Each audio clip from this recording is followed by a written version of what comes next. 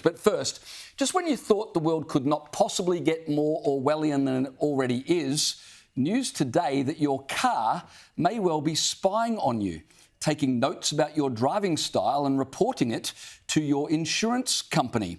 Drivers in the United States have detailed to the New York Post how their insurance premiums went up after companies, acting without their knowledge, sent data about their driving behaviour to their insurers. Now, there's one Seattle businessman, his name is Ken Dahl. He told the Post he was shocked when he discovered his car insurance went up by 21%.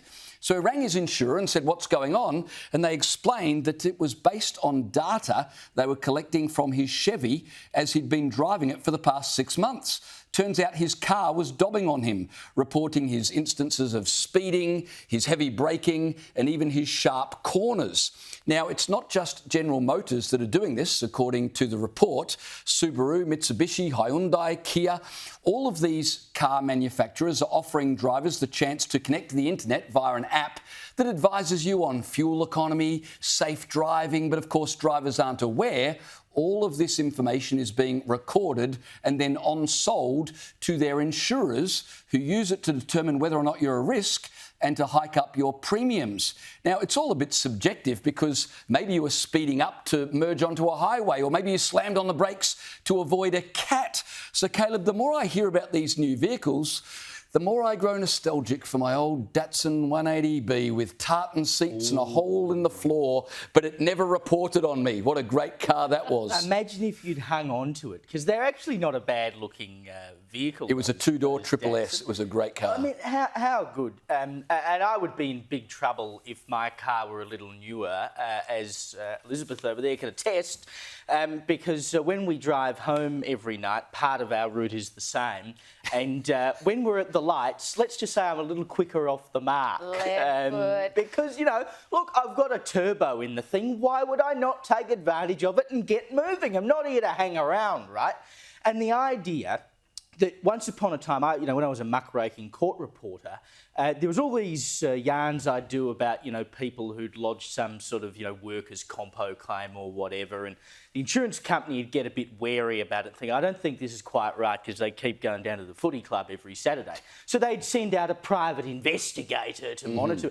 We don't need private investigators anymore. You're just being monitored all the damn time. Data is such a valuable, precious thing, and anywhere data is involved, particularly if you're handing it over for free, you are the product. It's as simple as that. Why would you not, as a car manufacturer, if you've got an opportunity to make money out of this data, make money out of the data? You can't blame them for taking the opportunity that's been put in front of them. It's us, the consumer, who's stupid enough to keep buying into these products. Like, ultimately, we've got to say, look, we are handing over so much data, let's just not do it anymore. I won't buy a new car. I'll keep the thing going. I don't care if I have to go and get an old Morris Minor. I'm not giving them that data. It's time for us to take responsibility and push back and say, no, you're not having it.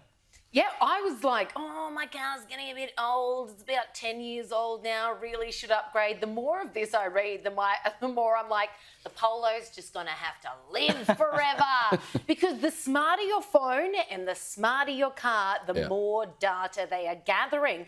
LexisNexis must be laughing all the way to the bank, because they're the ones collecting the data, selling it on to these insurance companies. The insurance companies are then laughing all the way to the bank because they can bump up your insurance by over 20%. There's a guy in Florida who just last December was knocked back by 7 insurance companies.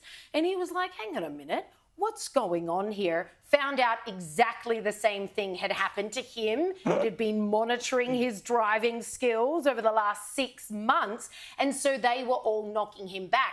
He is toying with the idea of taking GM, the car manufacturer, to court. And I hope he does, because that would set a really important precedent, however that court case goes, because the vast majority of people, again, this is always sold to them under the guise of safety. We're trying to make you a more safe and effective driver. Who's not like, oh, well, yeah, sure, okay, if you're going to try and help me, who's going to turn that down? Sure. Without telling them, by the way, we are literally tracking your every break brake, your every acceleration, and dobbing on you to your insurer. It is such a breach of privacy. It's not funny. And yet the vast majority of people, were they to be made aware of that, which obviously they aren't, otherwise very few people would sign on to it. You'd have to have rocks in your head.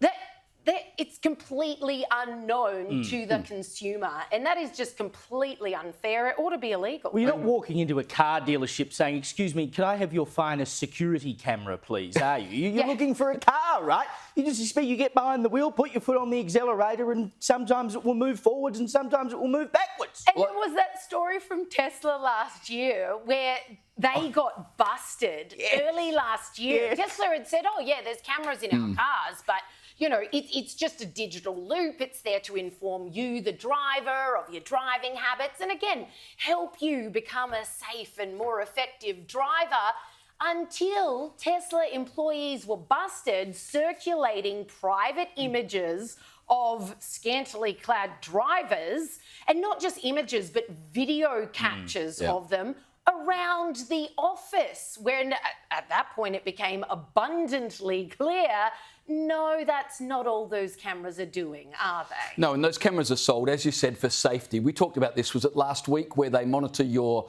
eyesight? Yes, And if you tell you if you're turn your eyes from the road, it warns you to keep your eyes on the road and so on. I was talking to my son about this evening, and he said, Dad, it's the weirdest thing. I get in my car, I plug my iPhone in, and immediately Google Maps asks me, would you like directions to the gym? Yeah. Because at a certain time every night, he drives to the gym, and so his phone, he said, my phone knows my exact routine and now prompts me. Yep, So I get exactly the same. amazing. I get in the car and you turn the car on, it connects to the Bluetooth. Yeah. And it every night it'll say it's 29 minutes to the studio or whatever it is. And some days if I get in the car on a Thursday after 4 p.m, it tells me how far it is to Lawson's auction house, because it knows I'm going there to collect whatever I bought. I've got to tell you one more on these. With my bank app, and regularly, if I'm not home for dinner, I'll shoot my son $20 to go get some takeaway. And the other night, a prompt comes up on my bank app saying, do you want to send Joe and Ben $20? And I thought, Your my kids sons are going hungry. They've hacked my bank app. I thought, no, I do not.